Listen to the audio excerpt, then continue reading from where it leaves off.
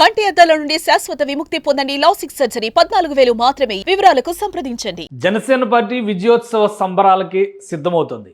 జయకేతనం పేరిట ఆవిర్భావ దినోత్సవ సభని నామకరణం చేసిన తర్వాత దేశ విదేశాల్లో జన సైనికులు ఉత్సవాలకి సన్నద్ధమవుతున్నారు. 14వ తేదీన ప్లేనరీ, దానిలో భాగంగానే భారీ బహిరంగ సభ, ఇవి రెండు షెడ్యూల్డ్ పిఠాపురం వేదికగా జరగబోతున్నటువంటి జనసేన సంబర సంరంభం అది.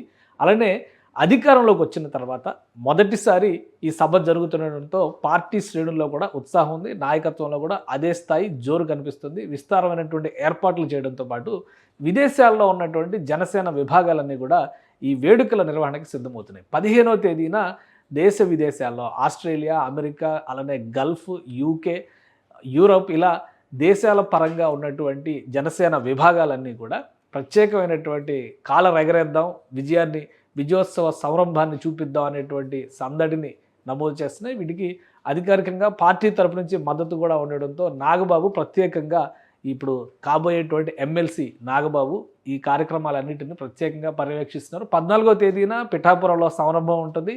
ఆ తర్వాత ప్రపంచవ్యాప్తంగా ఉన్నటువంటి జనసేన విభాగాలు, జనసేన శ్రేణులు ప్రపంచవ్యాప్తంగా 15వ తేదీన ఈ వేడుకలు నిర్వహించడానికి సన్నద్ధమవుతున్నారు.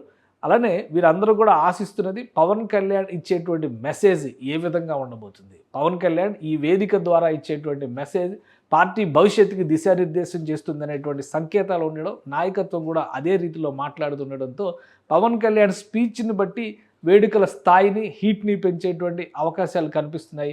దేశ విదేశాల్లో ఉన్నటువంటి జన సైనికులందరూ కూడా ఒక చోట వేదికగా, వేడుకగా గుమికూడి పవన్ కళ్యాణ్ ఇవ్వబోయేటువంటి ప్రసంగానికి కృతజ్ఞతలు చెప్పడంతో పాటు భావి కార్యాచరణని ప్రకటిస్తారనేటువంటి సంకేతాలు కనిపిస్తున్నాయి. సుమన్ టీవీలో మీ పర్సనల్ అండ్ బిజినెస్ ప్రమోషన్స్ కోసం కింది నెంబర్కి కాంటాక్ట్ చేయండి.